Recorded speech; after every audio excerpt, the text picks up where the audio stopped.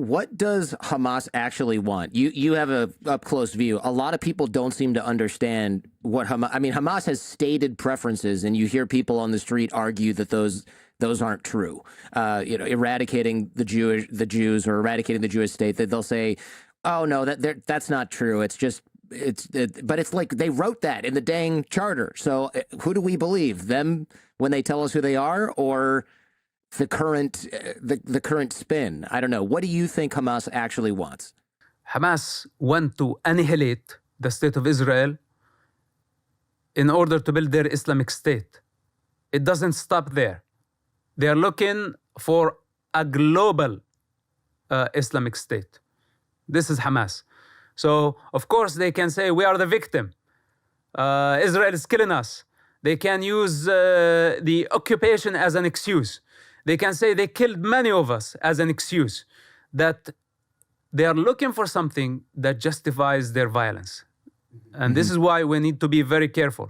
No matter what, from this, they want pro-Palestine, I have no problem. Do it peacefully, okay? But in the meantime, make sure that you condemn a terrorist organization that want to annihilate a race, a religion, a nation that has contributed so much to the human life, so much to the human evolution. This is the Jewish people. And if we are not compassionate towards this, seeing things for what they are, then we have lost sight. Then we actually shooting ourselves in the head. This is what we are doing. So with that said, okay, you want to be pro-Palestine? First of all, get to know what Palestine is. You will ask down the street, how many people, what Palestine? They don't know what Palestine is. You ask them, what was the name of the prime minister or the king or the president of Palestine prior to the establishment of the state of Israel? They don't know because there was no such a thing. Because Palestine is such a broad term. And it seems that many people are pleased to project their hatred through this. It's the human condition, it's the human delusion. I've seen it in the Middle East, and now I see it here in Manhattan. This is ridiculous. Go home, go find the real life, go find a job, contribute to life instead of going against and after the most productive people in the universe, the most intelligent people in the universe. This is something I came to realize in experience. So it's not acceptable. And this is Hamas propaganda. And those who follow Hamas lead, they're not only going towards self-destruction. They are ruining our civilization. And I love our civilization. It's not perfect, okay? And all civilizations are ought to fall.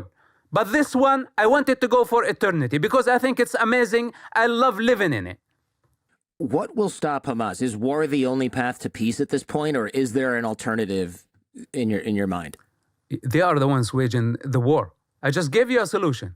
If they don't want war, if they don't want to die in Gaza and cause the death of tens of thousands of people for the next 6 months or for the next year, could be the next 5 years, because nobody knows how this is going to develop.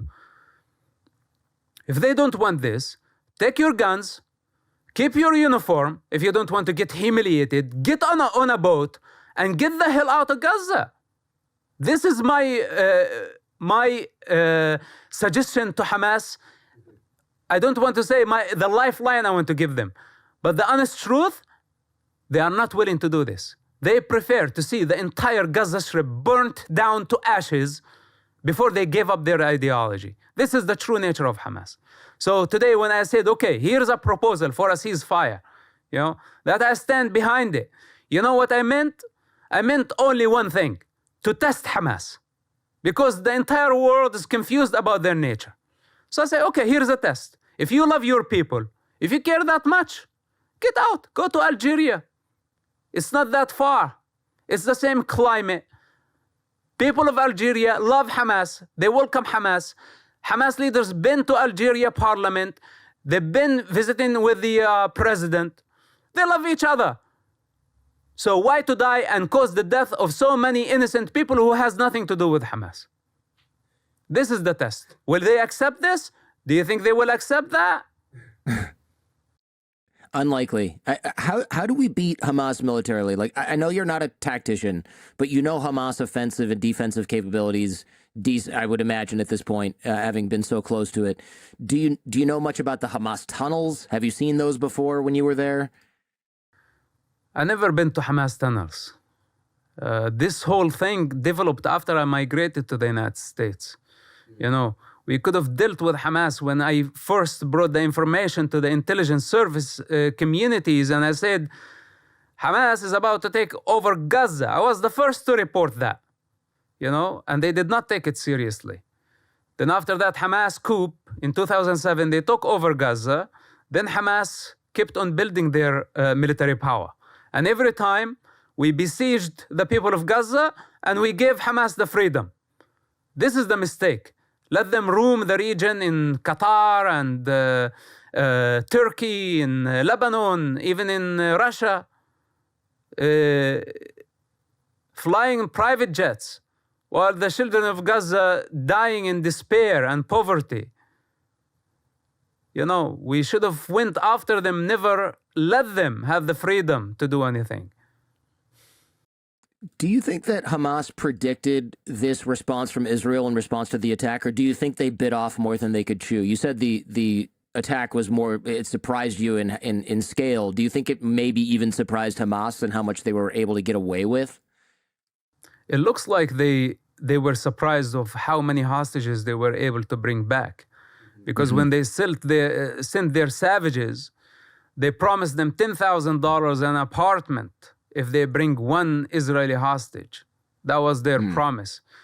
So those maniacs, when they crossed the fence, they went with lust, not only to kill Jews, but also to make wealth and to make security in life by destroying other people's lives. To the degree, when somebody on their way back, they found a corpse. They kidnapped a corpse. They did not only kidnap living beings, they kidnapped corpse to bargain for money and prisoner exchange. You tell me, this is not even terrorists. This is dark age savages, unheard of reality that we are witnessing in the 21st century. And people in the free world, we are failing to condemn them. We are failing to condemn this shame on you, pro-Palestine movement. You don't have the capacity to say condemn Hamas. Hamas, a terrorist group. Hamas is designated by the United States of America as a terrorist organization for many, many years. And you as Americans, you don't have the power to just call things for what they are. Instead, you are escaping and going to blame Israel. I don't know what's the matter with this type of people. But anyway, whether they listen or not, Hamas is finished. Even if it means a regional war. You know, Israel is determined. Even if Israel will lose the American support, the Jewish people, they are not going to allow savages, Nazis, anti-Semitists, whatever you want to name them, you know, they have different names, but they are of the same nature, apparently. And everybody is just unmasking themselves. Like, it's very clear, basically. Because now it's chaos. And in chaos, this is when people actually show their true nature. So go on, project your hatred on Israel. But I tell you something, from someone who has experience with the Israeli intelligence community, the most powerful intelligence service in the world, that they are going after Hamas until the end of the day. It doesn't matter where they go. It doesn't matter how far they're going to go. Even if Elon Musk put them on Mars, the Israeli intelligence is going to go after them on Mars and blow them up there. I tell you, as someone part of the Israeli intelligence operation. So this is a promise. And for you to understand that this is the reality of the Israeli response, you should know that Israel is not going to give up. Not now, not this war. Because they will never allow Hamas to repeat this attack again, ever again.